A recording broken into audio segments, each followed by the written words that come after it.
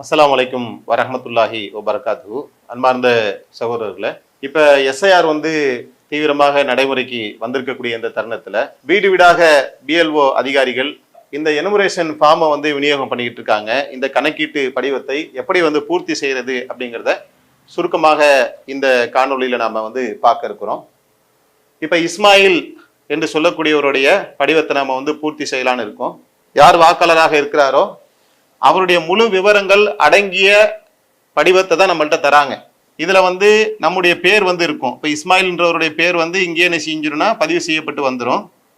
பிறகு அவருடைய தொகுதி, அவருடைய வார்டு என்ன, அந்த முழு விவரங்களும் இதுல வந்துடும். QR கோடு அச்சிடப்பட்டிருக்கும். அவருடைய பழைய வாக்காளர் அட்டையில் இருக்கக்கூடிய புகைப்படம் இங்கே வந்துடும். இந்த இடம் மட்டும் காலியா இருக்கும். இதுல புதிய பாஸ்போர்ட் சைஸ் போட்டோவை நாம இந்த இடத்துல ஒட்டிக்கணும். நம்மளுடைய போட்டோவை ஒட்டணும். இப்ப பிறந்த தேதி இதுல நாம எழுதணும். இதுல பாருங்க, 6ஆம் தேதி 5வது மாதம் 1980. இப்ப இன்கேஸ் அவங்க 12ஆம் தேதி பிறந்திருந்தாங்கன்னா 0க்கு பதிலா 1 போட்டுட்டு 2 போடணும். 10ஆம் மாசம்னா 0க்கு பதிலா 1 போட்டுட்டு 0 போடணும். அப்படி டபுள் டிஜிட்டா இல்ல சிங்கிள் டிஜிட்டா தான் இருக்குது அப்படின்னு சொன்னா 0 போட்டுட்டு தான் போடணும். இதை கொஞ்சம் கூடுதலா கவனிச்சுக்க வேண்டியது. அடுத்ததாக ஆதார் எண் அதை நாம எழுதணும். நம்முடைய ஆதார் எண்ணை இதுல எழுதிடணும்.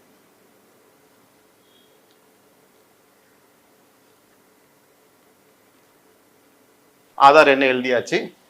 அப்புறம் 10 இலக்க நம்முடைய மொபைல் நம்பரை இதுல நாம குறிப்பிடணும்.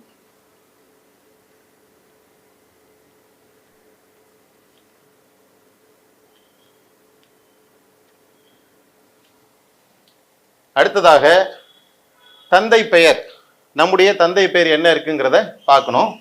இஸ்மாயில் அவருடைய தந்தை பெயர் இந்த இடத்துல இப்ராஹிம். அதை நாம் இங்கே தெளிவா எழுதணும்.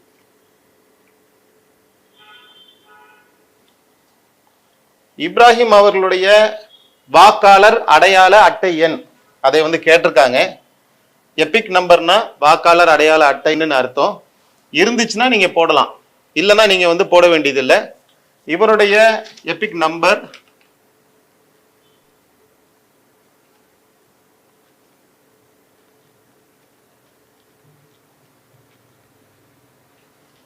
இதான் அவருடைய எபிக் நம்பர். நம்ம போட்டாச்சு.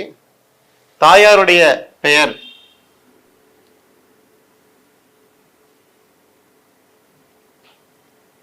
அதை குறிப்பிட்டாச்சு, ஹாஜிரா.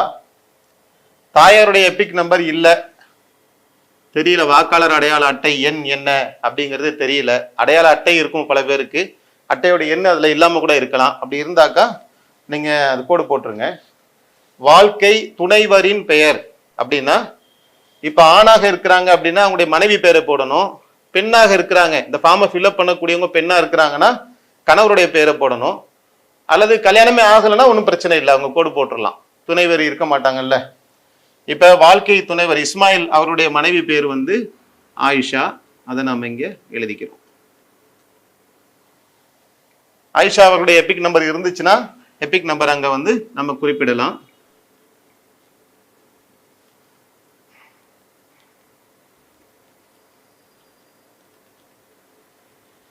இது போட்டாச்சு. மேல உள்ள காலம் நம்ம பூர்த்தி பண்ணிட்டோம். இந்த இடத்த நம்ம பூர்த்தி செய்யறது ரொம்ப முக்கியமான இடத்துல இருக்கிறோம். 2002 2005 நாம நம்முடைய பேர் வாக்காளர் பட்டியல இருக்குது அப்படின்னு சொன்னா இந்த காலத்தை நம்ம பூர்த்தி செய்யலாம். 2002 2005 நம்முடைய பெயர் இருந்துச்சா இல்லையா அப்படிங்கறத எப்படி நாம தெரிஞ்சுக்கிறது அப்படிங்கிறதுக்கு நம்முடைய ஜமாத்துடைய சார்பாக விளக்கமான வீடியோக்கள் நம்ம போட்டிருக்கோம். எப்படி இணையதளம் வழியாக எப்படி சர்ச் பண்றது, சர்ச் பண்ணி அந்த பட்டியல நம்முடைய பேரு, நம்முடைய வார்டு எண்ணு, நம்முடைய வரிசை எண்ணெல்லாம் எப்படி நம்ம அறிந்து கொள்வதற்கான வீடியோ இருக்கு. நீங்க அதை போய் பார்த்து தெரிஞ்சுக்கலாம்.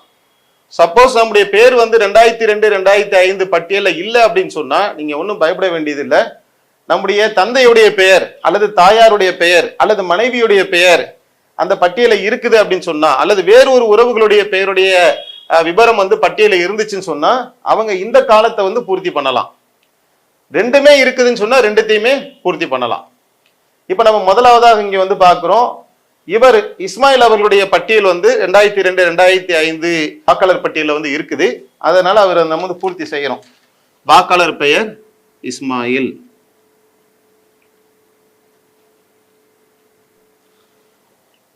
எபிக் நம்பர் என்னங்கிறத நீங்க வந்து சர்ச் பண்ணி எடுக்கணும் பட்டியலில்.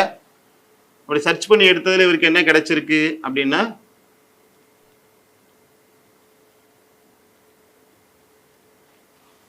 இவருடைய எபிக் நம்பரை போட்டாச்சு. இதுல இவருடைய உறவினர்கள் இருக்கிறாங்கன்னு சொன்னா, மனைவி இல்ல அத்தா பேரு அம்மா பேரு மட்டும்தான் இருக்குது பட்டியல்ல அப்படின்னாக்கா உறவினர் பெயரை இங்க நம்ம குறிப்பிடலாம். இப்ராஹிம். உறவு முறை, இஸ்மாயிலுக்கு இப்ராஹிம் என்ன உறவு முறை? தந்தை. அது தந்தைங்கிறத நாம குறிப்பிடலாம். மாவட்டம் தென் சென்னை. மாநிலம் தமிழ்நாடு. சட்டமன்ற தொகுதி மயிலாப்பூர். சட்டமன்ற தொகுதி கீழே கேட்டிருக்காங்க, மயிலாப்பூர்னே போட்டுக்குங்க. பாகம் எண் அதெல்லாம் நீங்கள் சர்ச் பண்ணி எடுக்கக்கூடிய அந்த பட்டியலுக்குள்ள இருக்கும், அதை பார்த்து எழுதிக்குங்க. 96. வரிசை எண் 1122. இந்த காலத்தை நம்ம முடிச்சிட்டோம். இப்ப இஸ்மாயிலுடைய பெயர் வந்து 2002 2005 வாக்காளர் பட்டியல்ல இல்ல, ஆனா அவங்க அத்தாவுடைய பேர் தான் இருக்கு அப்படின்னு சொன்னா இப்ப நம்ம என்ன செய்யலாம்? அதை நம்ம முன்னாடி சூஸ் பண்ணிக்கணும், யாருடைய பேரை நம்ம எழுத போறோங்கிறத நம்ம கவனிக்கணும்.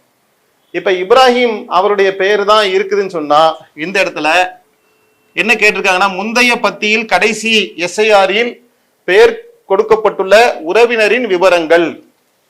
இப்ப இப்ராஹிமுடைய பெயர் வந்து இருக்குது, அப்ப நம்ம இங்க இப்ராஹிம் போட்டுக்கலாம். இப்ராஹிமுடைய எபிக் நம்பர் என்ன ஆல்ரெடி நமக்கு தெரியும்,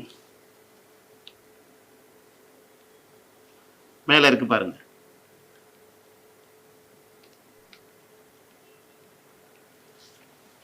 உறவினரின் பெயர். இப்ப யார் உறவினர் இருக்காங்கன்னா இஸ்மாயில் வந்து உறவினராக வந்து இருக்கிறார். உறவினருடைய பெயரை இங்க போடுறோம், இஸ்மாயில். இப்ராஹிம்க்கு இஸ்மாயில் என்ன உறவுல வராரு அப்படின்னா மகன் முறை வருது.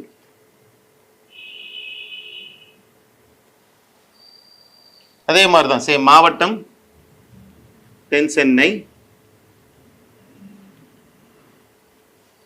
மாநிலம் தமிழ்நாடு. நீங்க எந்தெந்த ஏரியால இருக்கீங்கன்றதை கணிச்சு எழுதிக்க வேண்டியதுதான். சட்டமன்ற தொகுதி மயிலாப்பூர். சட்டமன்ற தொகுதி வந்து மயிலாப்பூர். பகுதி எண் 96. வரிசை எண், இந்த இப்ராஹிம் அவங்களுடைய வரிசை என்னங்கிறத கரெக்டா பார்க்கணும். 1121. இங்க 22 இருக்குன்னா அவருடைய வரிசை எண் வந்து 21 இருந்ததுனால நம்ம 21 வந்து போட்டிருக்கோம். இந்த மாதிரி ஃபார்ம் வந்து 2 ஃபார்ம் தருவாங்க. 2 ஃபார்மையும் நம்ம ஃபில்அப் பண்ணணும். ஒரு ஃபார்மை வந்து நாம வச்சுக்கணும், இன்னொரு ஃபார்மை வந்து பிஎல்ஓ ஆஃபீஸர்கிட்ட கொடுத்துடணும். இங்க நம்ம சைன் பண்ண வேண்டிய இடம் இருக்கு. ஒவ்வொரு ஃபார்ம்லயும் பிஎல்ஓ ஆஃபீஸருடைய கான்டாக்ட் நம்பர் அவங்களுக்கு போட்டு தான் கொடுக்குறாங்க. அவங்களுக்கு கூடுதலாக ஏதாவது விவரங்கள் தேவை, சந்தேகம் இருக்கு அப்படின்னு சொன்னா பிஎல்ஓ ஆஃபீஸரை நீங்க நேரடியாக வந்து தொடர்பு கொள்ளலாம். இதுதான் இந்த ஃபார்மை ஃபில்அப் பண்றதுக்கான சுருக்கமான முறைகள். கூடுதல் சந்தேகங்கள் இருந்தால் நீங்க ஜமாத்தை தாராளமாக தொடர்பு கொள்ளலாம். உங்களுடைய பிஎல்ஓ பூத் லெவல் ஆஃபீஸரை நீங்க தொடர்பு கொள்ளலாம். அரசியல் கட்சிகள் சார்பாக பூத் லெவல் அட்மின் வந்து நியமிக்கப்பட்டிருக்காங்க, அவங்கள தொடர்பு கொள்ளலாம். ஃபார்மை வாங்கினா உடனே அன்னைக்கே ஃபில்அப் பண்ணி கொடுக்கணும் அப்படிங்கிற எந்த பதட்டமும் இல்லை. உங்களுக்கு வந்து அடுத்த மாதம் டிசம்பர் 4ஆம் தேதி வரைக்கும் முழுமையாக அவகாசம் இருக்குது. அதனால வாங்கி ஒரு 2-3 நாள் நீங்க ஒரு காப்பி ஜெராக்ஸ் கூட எடுத்து அந்த ஜெராக்ஸ்ல எழுதி பாருங்க, கரெக்டா இருக்கான்றதை பார்த்து செக் பண்ணி உங்களுக்கு தரவுகள் எல்லாம் கிளியரா இருக்குன்னு ஆனதுக்கு பின்னாடி அதுல நீங்க முழு படிவத்துல, ஒரிஜினல் படிவத்துல நீங்க அதுக்கப்புறம் நீங்க அனைத்தையுமே பொறுமையா எழுதி நீங்க சமர்ப்பிச்சிங்கன்னு சொன்னா இல்லை எந்த விதமான சிரமம் உங்களுக்கு இல்லைங்கிறத இந்த தருணத்துல நாங்க தெரிவிச்சுக்கிறோம். இதுல நீங்க சமர்ப்பிச்சதுக்கு பின்னாடி வரைவு வாக்காளர் பட்டியல உங்களுடைய பேர் வந்துருச்சுன்னா ஓகே, வரல அப்படின்னு சொன்னா தேர்தல் ஆணையத்திலிருந்து கூடுதல் ஆவணங்களை உங்களிடத்துல கேட்பாங்க. உதாரணத்துக்கு இப்ப உங்க பேரும் இல்ல, அத்தாமாவுடைய பேரும் இல்ல, எந்த விபரமும் நீங்க இங்க குறிப்பிடல இல்லைன்னு சொல்லி நீங்க போட்டுட்டீங்கன்னு சொன்னா 11 ஆவணங்களிலே ஏதேனும் ஒன்றை உங்கள்கிட்ட கேட்பாங்க. உங்களுடைய டிசி, உங்களுடைய கம்யூனிட்டி சர்டிபிகேட், இது போன்ற 11 ஆவணங்களுடைய பட்டியலை தேர்தல் ஆணையம் வெளியிட்டு இருக்குல்ல, அதுல ஏதேனும் ஒன்றை உங்களிடத்துல கேட்பாங்க. அதை நீங்க முன்கூட்டியே இதை ஃபில்அப் பண்ணி கொடுக்கும்போது ஆவணம் தேவையில்லை. ஆனால் தேர்தல் ஆணையம் பிறகு உங்களுக்கு கேட்பதற்கான சாத்தியக்கூறு இருக்கின்றதுனால அதை நீங்க முன்கூட்டியே தயார் செய்து வைத்துக் கொள்ளுமாறு அன்போடு கேட்டுக்கொள்கிறோம். அஸ்ஸலாமு அலைக்கும் வரஹ்மத்துல்லாஹி வபரகாத்துஹு. அல்லாஹு அக்பர், அல்லாஹு அக்பர்.